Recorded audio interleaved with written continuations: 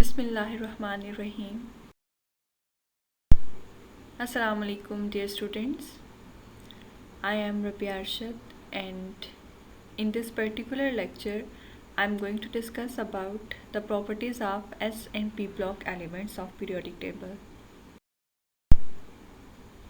Students, at the end of the lecture, you will be able to learn about S and P block elements, their atomic properties like atomic radius, ionization energy, electronegativity, shielding effect, and a very important topic, that is inert pair effect. At the end, as usual, assignment and moral lesson of the day. Okay, let's start our discussion. What are S and P block elements? As you know that periodic table is an arrangement of elements into groups and periods. Periodic table is divided into four main blocks: S block, P block, D block and F block. Students, in this particular lecture, my main focus is on those elements which belong to S and P block. So S and P block elements belong to subgroup A, and these all are representative, are main group elements, in contrast to D and F block elements, which are called transition elements. S block is present at the extreme left corner of the periodic table, and it includes two groups, group 1 and group 2, while P block is present at the extreme right corner of the periodic table, and it includes 6 groups starting from group 13 to group 18. S block elements. Those elements which have their last electron in the outermost S subshell are called S block elements. Mean to say that there is transition of electron in the S subshell.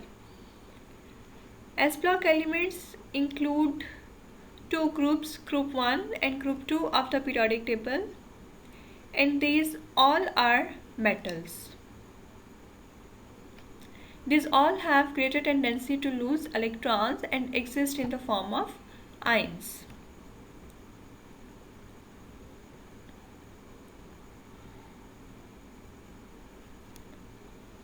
Elements in group 1 except hydrogen are also known as alkali metals because these form alkalis on reaction with water, while the group 2 elements are called alkaline earth metals. These are also basic in nature, and furthermore these exist abundantly in the earth crust. That is why they are called alkaline earth metals. P block elements have their last electron in the outermost P subshell. This includes 6 groups starting from group 13 to group 18. Mainly this block consists of non-metals, although some metallites and metals are also included in this block. So P block consists of group 13, a group of trial elements, group 14 tetragens, group 15 nicogens, group 16 chalcogens, group 17 halogens, and group 18 a group of inert gases or noble gases. Now I shall discuss the atomic properties of elements, and the first atomic property is atomic radius. Atomic radius is mean distance from the center of the nucleus to the boundary of the atom. And as you know that atom has no sharp boundary, so atomic radius is measured as half of the distance between the centers of two atoms. Like these are two atoms which are at their closest approach. The distance from the center of nucleus of one atom to the center of nucleus of the other atom is represented as d, and half of this distance will be called as atomic radius. The atomic radius is a measure of the size of atoms of element. Greater the atomic radius, greater will be the size of element. If we talk about the trend of atomic radius, then we come to know that atomic radius decreases along the period. This is due to the reason that when we move from left to right in a period, then there is an increase in the effective nuclear charge.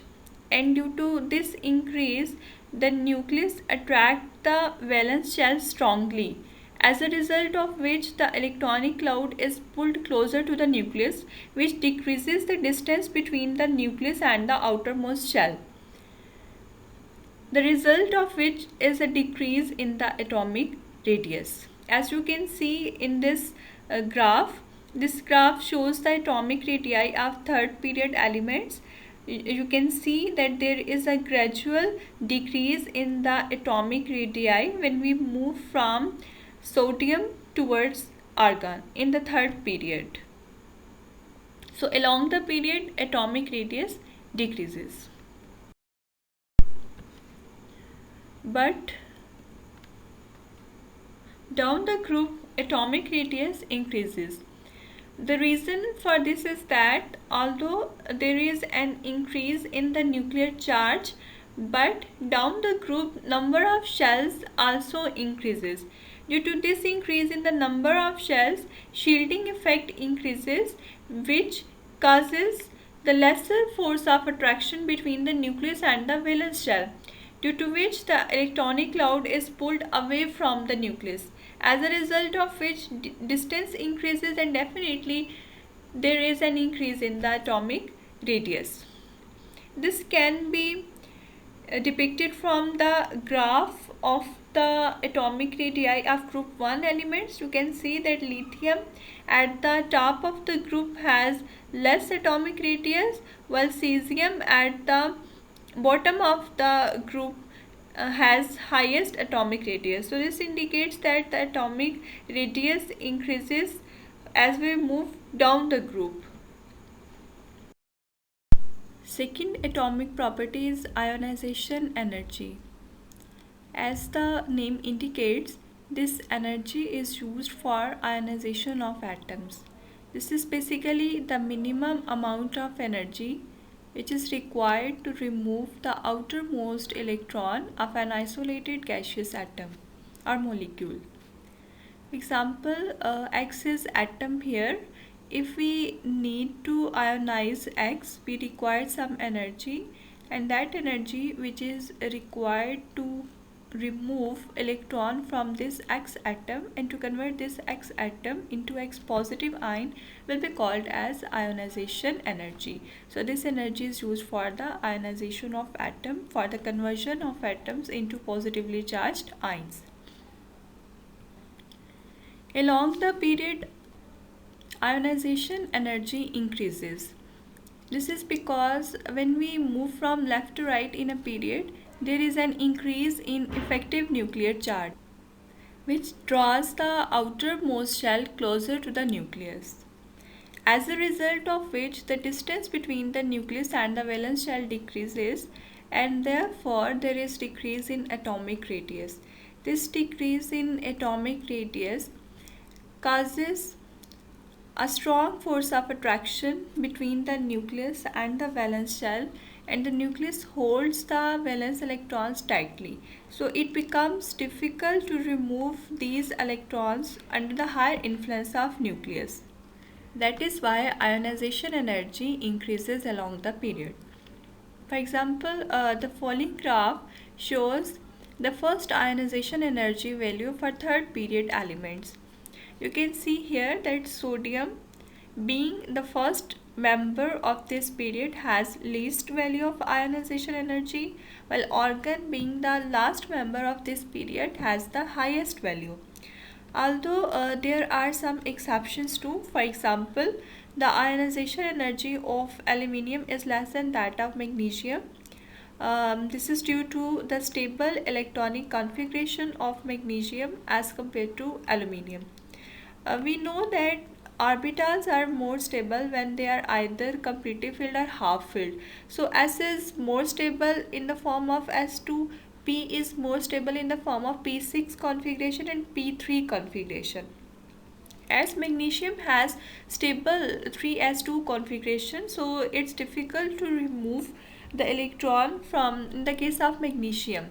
While in the case of aluminium, the 3p1 electron is easier to remove. That is why its ionization energy value is less than that of magnesium. Similarly, ionization energy of sulfur is less than that of phosphorus.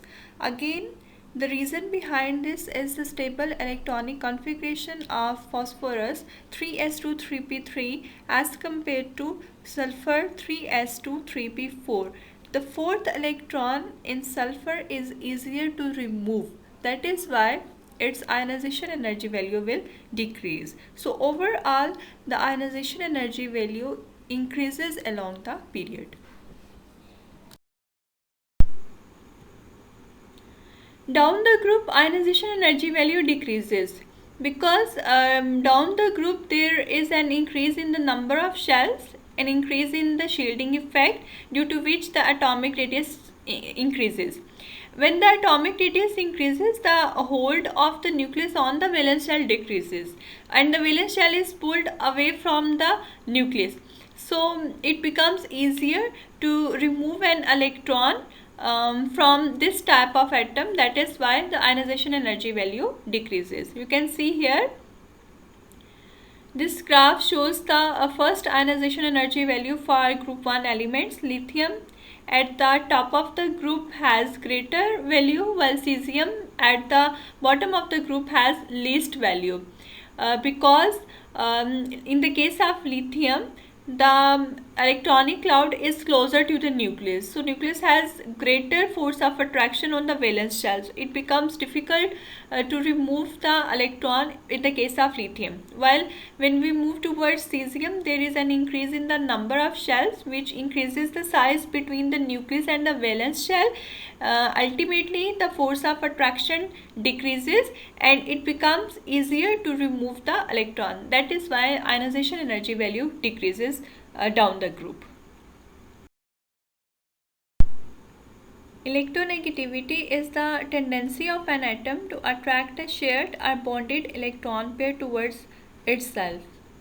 If two atoms are connected through a bond, and if one of the atom has greater tendency to attract the bond pair, then that atom will be electronegative in nature and phenomena will be called as electronegativity. So basically, electronegativity is the tendency of an atom to attract the shared or bonded electron pair. Like ionization energy, electronegativity value also increases along the period. And the reason for this is also same, that is decrease in atomic radius and increase in effective nuclear charge. Due to this increase in effective nuclear charge, the hold of the nucleus on the valence shell increases and the electronic cloud is pulled closer to the nucleus, due to which the distance decreases and it becomes easier for the nucleus to attract the bonded pair towards itself. That is why electronegativity value increases along the period. The following graph shows the trend of electronegativity for third period elements. You can see that sodium at the extreme left corner, being first member of third period, has least electronegativity value, while chlorine has highest value of electronegativity. So this shows that there is an increase in the electronegativity value when we move from left to right in a period. Down the group, electronegativity decreases because of the increase in the number of shells and increase in shielding effect. Due to this increase in shielding effect, the force of attraction of nucleus on the valence shell decreases, which increases the atomic radius. So it becomes difficult for the nucleus to attract the bonded pair towards itself. That is why electronegativity value decreases down the group. Furthermore, ionization energy and electron affinity values also decreases down the group. So that is why electronegativity decreases. This is the electronegativity trend for group 7. Group 7 is the group of most electronegative elements. You can see that fluorine as the top of the group is most electronegative element, while the electronegativity of astatine is least. Similarly, group 1 elements also show a decrease in electronegativity from lithium towards cesium. So basically, electronegativity decreases down the group and it increases along the period. Shielding effect. Shielding effect is the decrease in the attractive force of the nucleus on the valence shell electrons due to the presence of intervening electrons. The presence of electrons in the inner shell causes a decrease in the force of attraction between the nucleus and the valence shell electrons. Basically, inner electrons shield the outermost electrons, and this phenomena is shielding effect. This is the nucleus with the positive charge. This represents the first shell, n equals to 1. The electrons in the first shell experience a force of attraction towards the nucleus due to opposite charges. These are the inner electrons. When the electrons are added in the second shell, which is outermost shell in this case, these electrons experience two types of forces. Number one, force of attraction between the nucleus and these electrons, and number two, force of repulsion between outer electrons and inner electrons. Due to this force of repulsion, the outer electrons do not feel as much of a pull from the nucleus as they should in the absence of these electrons. This decreases the force of attraction between the nucleus and the valence shell, and this phenomena will be called as shielding effect. Basically, the inner electrons have shielded the outer electrons. Greater the shielding effect, lesser will be the force of attraction between the nucleus and the outermost shell. The tendency of s electrons to shield the outermost electron is highest, mean to say that s electrons have strong shielding effect. A shielding effect of p electrons is comparatively weaker, while d and f electrons have poor shielding effect. This is because d and f orbitals are highly diffused, so that is why they have poor shielding effect. Trend of shielding effect, down the group shielding effect increases. Why? Because down the group there is an increase in the number of shells and an increase in atomic radius. Due to this increase in the number of shells, number of intervening electrons increases, and therefore the force of attraction between the nucleus and the valence shell decreases, ultimately which causes the electronic cloud to be pulled away from the nucleus. That is why shielding effect increases. While along the period, shielding effect remains constant because along the period there is no increase in the number of shells. Basically, number of shells remains same. That is why shielding effect also remains constant. Students, next topic of discussion is very important, inert pair effect. As the name indicates, this effect is about that electron pair which do not involve in the formation of a bond and remains unshared. It is the property of p block elements, especially the heavier members of group 13, 14 and 15, that their two electrons in the outermost s orbital remain unshared. This is the reluctance of s electrons of the outermost shell to take part in bonding. The phenomena behind this is the shielding effect. I have already told you that d and f electrons have poor shielding effect. Mean to say that d and f electrons do not shield the outermost electrons. Therefore, the hold of the nucleus on the valence shell increases and the nucleus holds the valence electrons tightly, as a result of which it becomes difficult to remove these electrons. So outermost electrons do not ionize and therefore they do not take part in the formation of a bond. The inert pair effect phenomena increases down the group and the heavier members therefore can have two types of oxidation states. Number one that is equal to the group valency, while the other that is 2 less than the group valency. For example, you can see here that indium is a member of group 13. Indium can show two types of valency. Number one, a +3 oxidation state that is equal to the group valency, and second is 1 that is 2 less than the group valency. Similarly, in the case of lead, two type of oxidation states is observed. 4 equals to group valency and 2 that is 2 less than that of group valency. This is because of the inert pair effect. I shall discuss the inert pair effect with reference to group 14 elements. Group 14 is carbon family. This group is a group of tetragenes, that is the group of those elements which have 4 electrons in their outermost shell and therefore their electronic configuration will ends at Ns2Np2. Members of this group are carbon, silicon, germanium, tin and lead. You can see that all the members have their electronic configuration ends at Ns2Np2. If we talk about the oxidation state of group 14 elements, we see that carbon shows +4 oxidation state.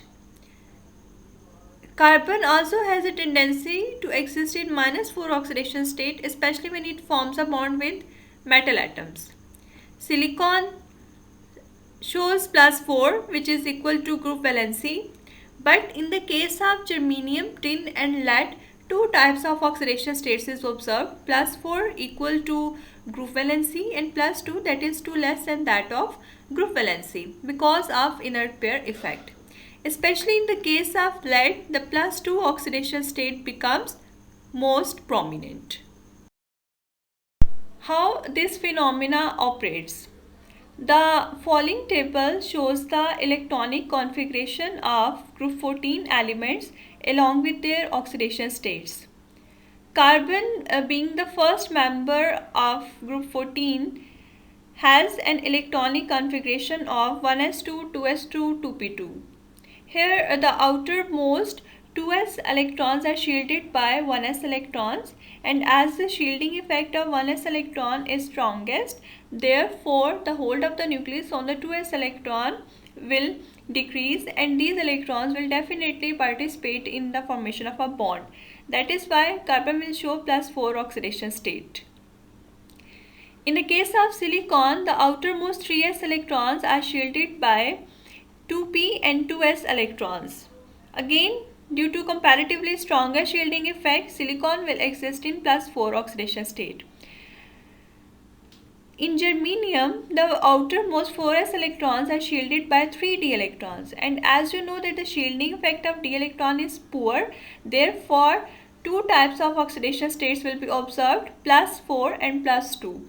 This +2 oxidation state will result as a result of poor shielding effect of 3d electrons, due to which the hold of the nucleus on the 4s electron will increase and definitely it is difficult to remove these electrons. Same is the case with tin. Again, tin will show two types of oxidation states. In the case of lead, the outermost 6s electrons are shielded by d and f electrons. Due to poorest shielding effect, the effective nuclear charge will increase, and due to this effective nuclear charge, the nucleus holds the 6s electrons so tightly that these two electrons will not last. only 6p electrons will participate in the formation of a bond. Therefore, +2 oxidation state will be observed. So in the case of lead, the most common oxidation state is +2. Fagans rule. Fagans rule is used to predict the nature of ionic and covalent compounds. For group 14 elements, we will use this rule to predict the nature of compounds by assuming the ions present in those compounds, that is dipositive and tetrapositive ions. According to this rule, the smaller the cation, the greater is the amount of covalent character in its compound. If we compare the dipositive and tetrapositive ion, then we come to know that the size of tetrapositive ion is less than that of dipositive ion, because due to successive removal of electron, the effective nuclear charge increases, which pulls the electronic cloud closer to the nucleus, which then reduces the size of the ion. So those compounds which contain tetrapositive germanium, tin and lead ions will be covalent in nature.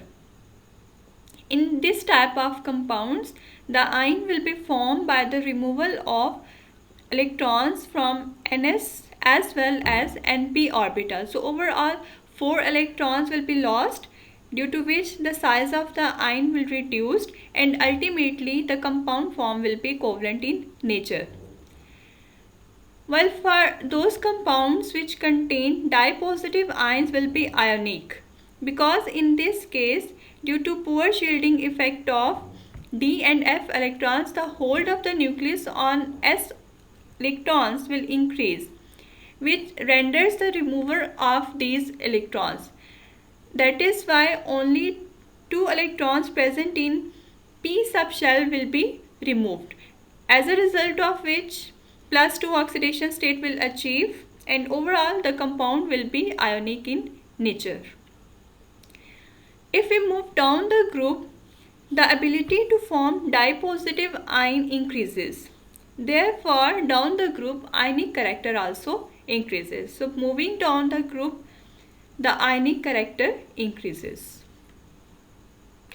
For example, in the case of a compound of lead, that is lead tetrachloride, here lead is tetrapositive in nature. As we know that lead is more stable in +2 form as compared to +4. Therefore, this compound is unstable and it decomposes at room temperature and converts into PbCl2, where the lead is dipositive in nature. So this indicates that down the group the ability to form a dipositive ion increases, therefore the ionic character increases. So we can assume here that PbCl4 is covalent while PbCl2 is ionic in nature. Here are some questions related to today's lecture. You will solve this. This is basically your home task. At the end, moral lesson of the day. In a structure of atom, electrons revolve around the nucleus. This revolving electron experiences 2 types of forces: centrifugal force of attraction, which is directed away from the nucleus, and centripetal force, which is directed towards the nucleus. When these forces are balanced, the electron keep on moving. Similarly, we also experience certain centrifugal forces in our life which are meant to direct us away from our center.